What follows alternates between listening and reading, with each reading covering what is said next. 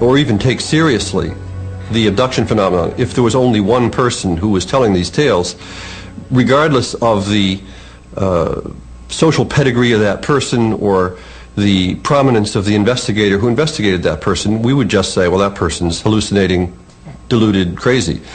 So the reason that the abduction phenomenon is a phenomenon is that many people report abductions with conviction, and that they report similar details of the experience. So the question is, where does this consistency of storyline arise from? Even if people were hallucinating, why are the hallucinations the same? While abduction scenarios are similar from case to case, most have unique details, often overlooked in media coverage of the incident. For example, in the Betty and Barney Hill abduction, it was not generally reported that Barney had dentures. According to Betty Hill's account, dentures were apparently a novelty to the alien abductors.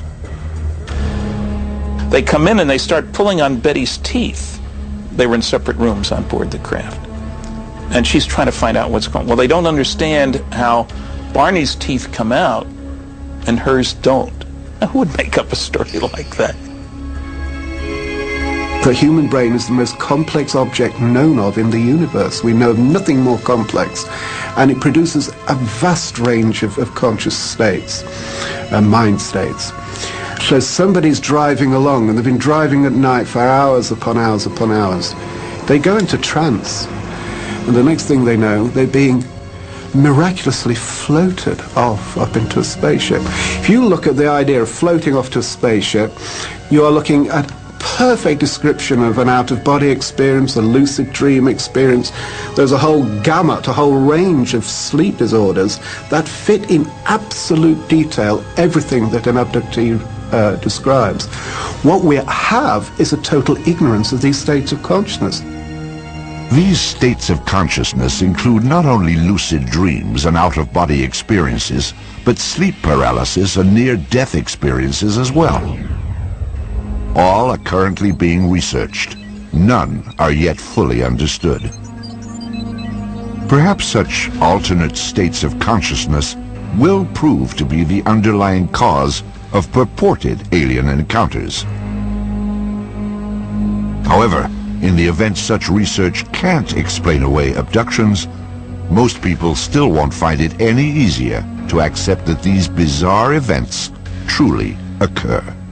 We've been conditioned to believe certain things as regarding what society, what scientists, what theologians tell us exists and what doesn't exist.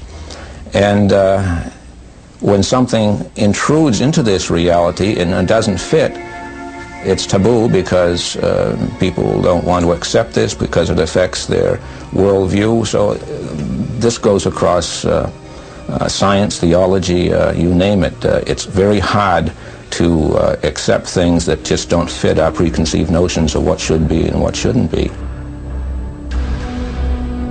What is the truth about alien abductions? While some believe that the explanation lies in some distant galaxy, at least one scientist is finding answers within the confines of an Earth-bound laboratory.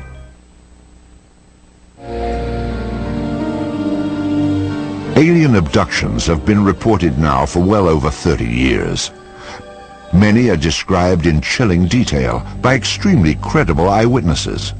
Yet one fundamental question persists. Are these truly real experiences, or are they somehow imagined? At Laurentian University in Ontario, Canada, neuroscientist Michael Persinger is testing a new theory. Persinger believes that false memories of abductions may actually be created by electrical disturbances within the brain itself. This is a human brain that's been fixed.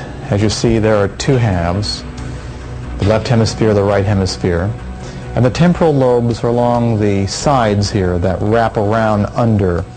And these areas are very electrically unstable and very sensitive. And indeed, this is the area of the brain that involves, well, the gateway to memory. dreams, intense fantasies that are so real you swear they are true, as well as the part of the brain that's involved with meaningfulness. Meaningfulness of a cosmic and sometimes even religious level, deep within the temporal lobe. Persinger suggests that if the temporal lobe is electrically stimulated, it will conjure up mental images resembling alien abductions. To test his theory, Dr. Persinger designed a special laboratory where volunteers can be subjected to controlled electrical brain stimulation. Okay. It's too tight. Undergraduate student Mike Ziegel was chosen for this experiment after a screening ruled out signs of epilepsy or seizure disorder. He has reported no UFO-related experiences. What we do is we use a motorcycle helmet, put it over the head. On both sides of the motorcycle helmet there are solenoids embedded in it. A solenoid is a device that allows you to deliver weak magnetic fields. The magnetic fields are then passed through the brain, very weak fields. Less than that, a hair blow dryer. But the computers which run the patterns are programmed to simulate or imitate the firing pattern of the deep structures of the temporal lobe.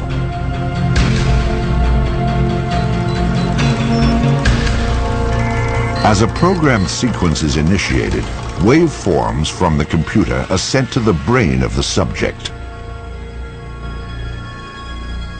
If we stimulate the temporal lobe towards the caudal or back part, it'd be visual experiences. Towards the front, smell experiences. But the fundamental experience is that of movement, feeling out of your body, feeling displaced, feeling the sense of a presence as if someone else is in the room with you, feeling intrusive thoughts as if thoughts are coming from outside you, ego alien thoughts. This pattern, Persinger believes, will produce an experience with many of the components of an alien abduction.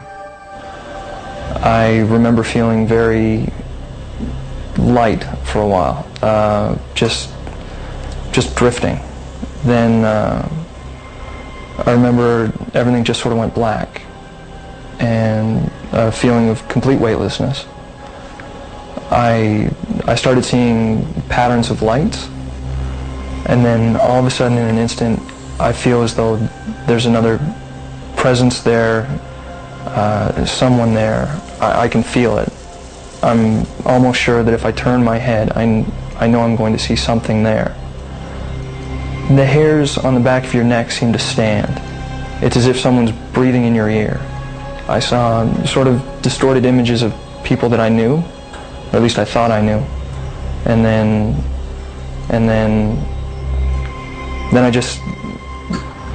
I felt this tremendous sort of rush of fear, tremendous anxiety. I wanted to get out. If I could have ripped off the electrodes and gotten out of the room, I would have. My legs felt like they weighed 2 tons. I couldn't have moved them if I wanted to.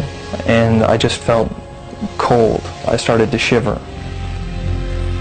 It was here that the experience took on the startling characteristics of an encounter with the aliens known as Greys.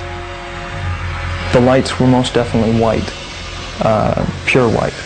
And then I saw the people. And then I felt this rush of fear. And as far as the people, they were grayish. It was a grayish color. They seemed to not really shine, just like wax. That's pretty much the only way I could describe it, like wax. Grayish, elongated wax people. Persinger's tests raise an obvious question. What natural force could duplicate the electrical stimulation so carefully orchestrated in the lab? It has long been known that movements of the Earth's crust can produce bursts of light in the atmosphere.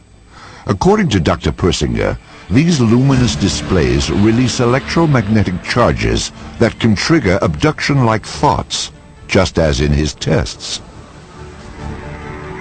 Did Betty and Barney Hill witness such a luminous display? Are abductees like the Allagash 4 victims of a similar flash of energy? The duration of the events, they're not just brief bursts of things. They're very elaborate, detailed stories. The Hill case, the Allagash case, and hundreds of other cases. They often involve other people. The notion that you've got somehow natural electromagnetic waves affecting two people identically so that their stories match and jibe makes no sense at all. In the end, abduction cases remain the most troubling of the UFO accounts. They offer little or no physical evidence as proof and rely almost exclusively on personal testimony. I don't know. Yet if even one of the thousands of stories is true, it suggests a most unappetizing possibility: that humanity is at the mercy of superior beings that can do with us as they please.